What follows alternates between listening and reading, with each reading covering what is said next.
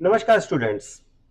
अभ्यास सीरीज लगातार आगे बढ़ती जा रही है और आपने पिछले 22-23 दिनों में अच्छे नंबर ऑफ क्वेश्चंस को सॉल्व किया है।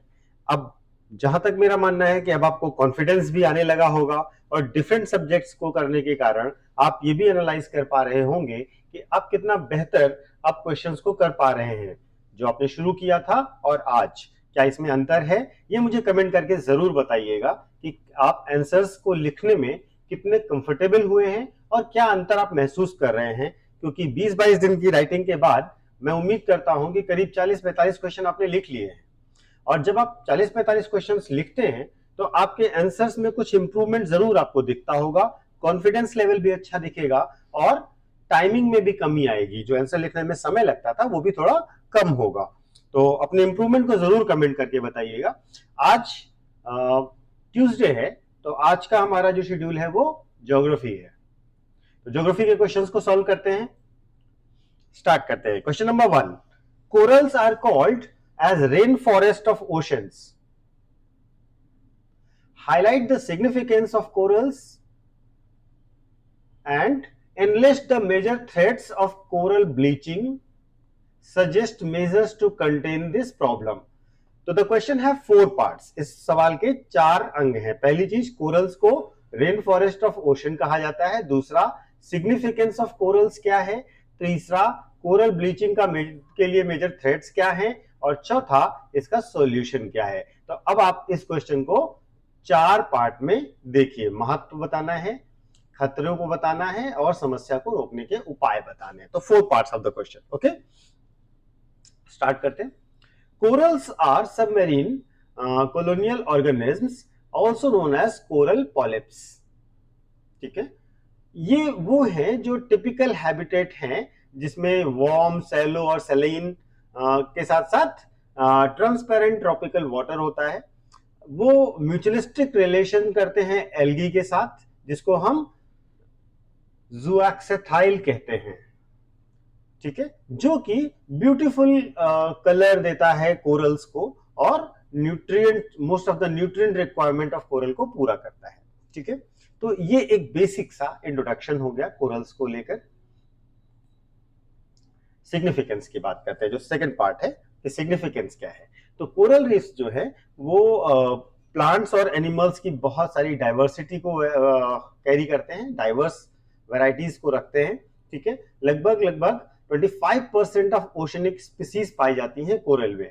ठीक है, और एक तरीके से ये रिसोर्सेज का स्टोर हाउस होते हैं, जैसे फिश का, रीफ का, है ना। तो ये एक रिसोर्स हाउस की तरह भी काम कर रहे हैं, रिसोर्सेज के स्टोर हाउस की तरह काम कर रहे हैं। और यहाँ तक कि 15% of the world wide fish catch जो है वो कोरल एरिया से होता है। ठीक है, तो पहली चीज तो ये हो गया इसका महत्व। दूसरी चीज, ये एक तरीके से बहुत बढ़िया टूरिज्म स्पॉट होते हैं। यहाँ पर लोग टूरिज्म के लिए बहुत सारे आते हैं जिससे रेवेन्यू जनरेशन होता है, जैसे great barrier reef Australia, Lakshadweep India में, ये सब। ठीक है, इसके साथ साथ ये प्रोटेक्ट करते हैं कोस्टलाइन को, किससे, वेव इरोजन से। इसके साथ साथ ये कार्बन सिंक के लिए काम करते हैं, कार्बन सिंक की तरह काम करते हैं, जिससे क्या होता है कि ग्रीन हाउस गैसेस का जो इंपैक्ट है वो कम पड़ता है और क्लाइमेट चेंज कम होता है। ठीक है, तो इस तरीके से इनके कई सारे फायदे हैं। ठीक है, लेकिन बहुत सारी ऐसी प्रैक्टिसेस हैं, मनुष्यों के द्वारा ऐसे काम किए जाते हैं जो अनसस्टेनेबल है, उसकी वजह से कोरल्स में बहुत सारा डिस्ट्रक्शन और ब्लीचिंग हो रहा है कोरल रीफ में। ठीक है, तो ये हो गया इसका सिग्निफिकेंस। अब आते हैं थ्रेट्स। कोरल्स के लिए मेजर थ्रेट्स क्या है। सबसे पहली चीज ये है कि जो इंक्रीज इन ओशनिक टेम्परेचर हुआ है क्लाइमेट चेंज की वजह से, इससे क्या हो रहा है कि कोरल्स पे बहुत सारा खतरा हो रहा है। इससे क्या हो रहा है, concentration of green house gases है, एल नीनो है, सीजनल फ्लक्चुएशन है, और ये सब एडवर्स इफेक्ट डाल रहे हैं कोरल्स पे। ठीक है, इसके साथ साथ eutrophication and acidification of coastal waters, इससे भी कोरल्स की सस्टेनेबिलिटी और उनकी लाइफ पर और उनके लॉन्गिटिविटी पर असर पड़ता है। साथ ही साथ मेरीन पॉल्यूशन और अनसस्टेनेबल फिशिंग प्रोसेस, ये सब मेजर थ्रेट्स हैं कोरल्स की ऊपर। ठीक है, तो इन सब थ्रेट्स को दूर करने के लिए हमें कई सारे तरीके अपनाने होंगे जिससे हम कोरल्स को बचा सकें। ठीक है। तो अब इसमें हमें क्या क्या करना होगा, ध्यान रखिएगा। इसके लिए जैसे देखिए IUCN ने क्या किया है, IUCN ने री इन्वेंट्रोगेट कोरल रीफ के लिए वाटर ऑस्ट्रेलिया और इंडिया में कदम उठाने शुरू किए हैं। एक तरीके से ये क्या तरीका होता है, ये होता है आर्टिफिशियल कोरल इम्प्लांटेशन किया जाता है, जिससे कोरल कॉलोनीज दोबारा से रीस्टैब्लिश हो। इसी को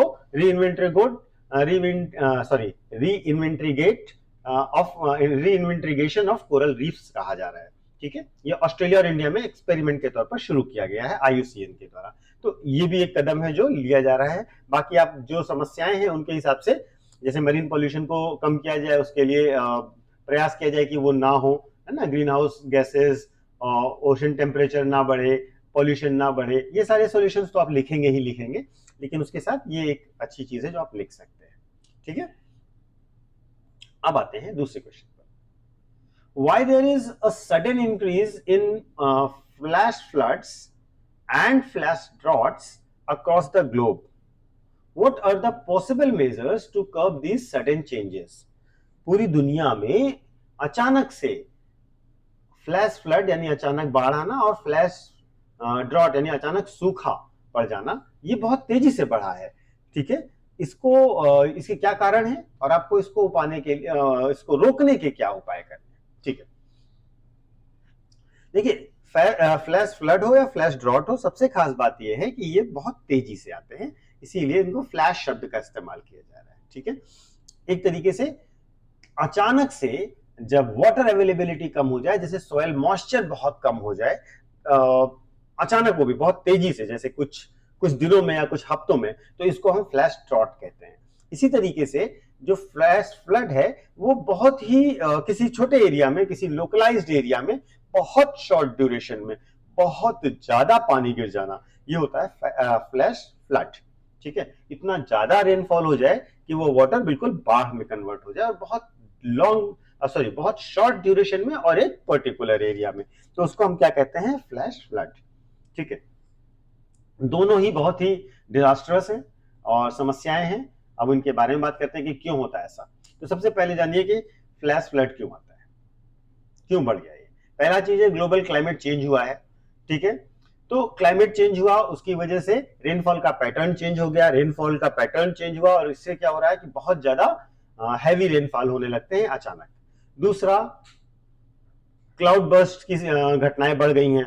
ठीक है, जब भी क्लाउड बर्स्ट क्या होता है कि जब भी कभी 100 mm पर आवर से ज्यादा बारिश हो जाए, 100 मिलीमीटर पर आवर से ज्यादा बारिश हो जाए, तो उसको हम कहते हैं क्लाउड बर्स्ट, और ये घटना बहुत बढ़ गई है।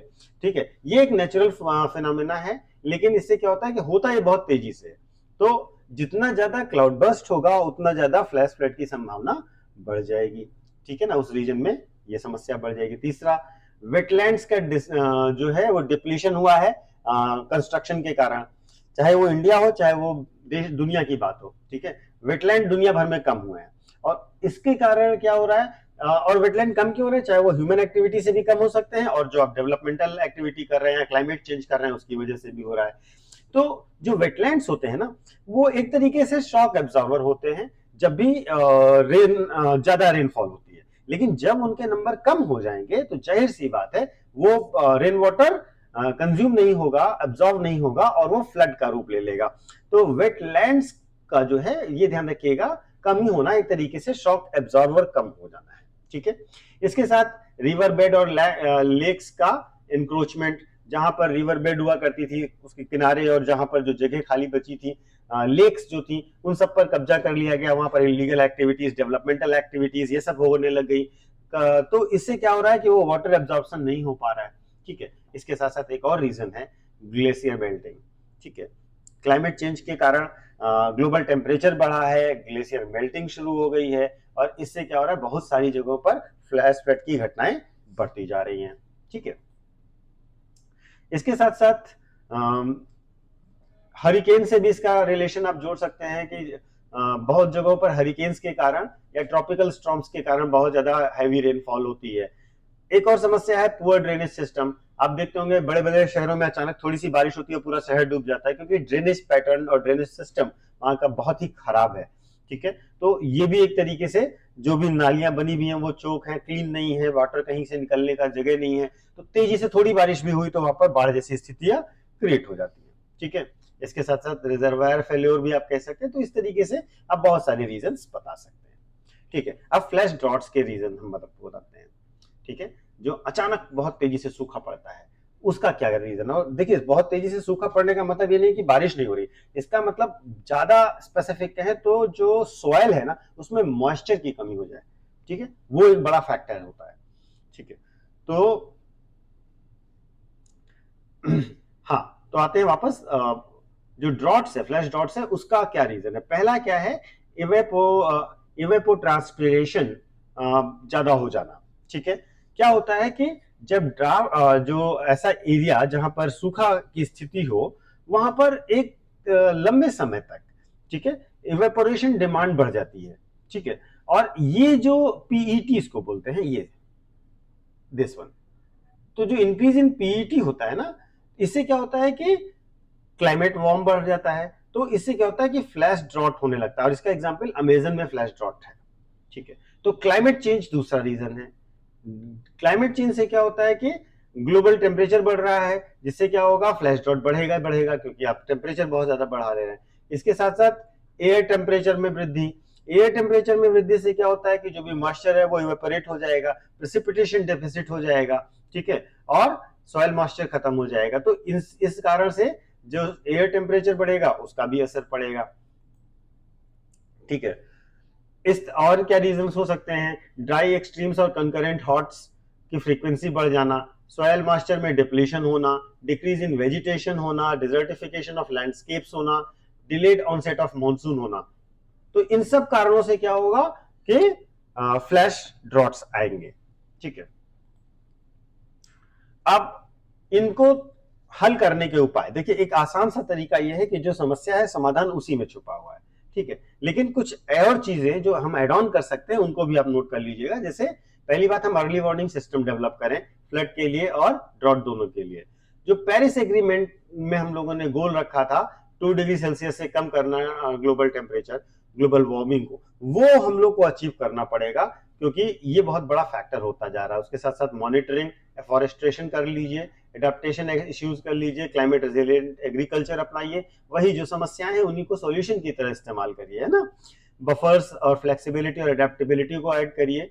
ठीक है, डिजास्टर रिस्क रिडक्शन करिए और सोशल सिक्योरिटी और न्यूट्रिशन करिए। तो बेसिकली क्या है कि आप फॉरेस्ट्रेशन करिए और वाटर कंजर्वेशन करिए, और ये सारी चीजें जो आपके समस्याएं बताई उन्हीं के हिसाब से आप अपना सॉल्यूशन इसमें ड्रॉ कर सकते हैं। ठीक है, तो आपने ये जान लिया कि फ्लैश फ्लड क्या होता है, फ्लैश ड्रॉट क्या होता है, रीजंस क्या होते हैं और उसको कैसे सॉल्व किया जाता है। अब सिंपली एक कंक्लूजन छोटा सा लिख दीजिए कि ये कॉमन फीचर्स हैं और इनके इंसिडेंसेस जो हैं बहुत सारे खतरे पैदा करते हैं, और इसको मैनेज करना बहुत जरूरी है। और इसके लिए हमें सस्टेनेबल सॉल्यूशंस ढूंढने होंगे लंबी अवधि में, क्योंकि ये एक बहुत बड़ी समस्या हो सकती है। तो इस तरीके से ये 2 क्वेश्चंस मैंने आपको कराए। आप इन दोनों क्वेश्चंस को लिखने की कोशिश करिएगा। कंटेंट आप देख सकते हैं, इसमें आपको सारा दे ही दिया गया है। आसान सा डिस्कशन भी मैंने आपको कर दिया है। प्लीज इसको लिखिएगा जरूर, जिससे आपको जो भी प्रॉब्लम आएगी तो उसको आप आइडेंटिफाई कर पाएंगे। ठीक है, तो थैंक यू सो मच।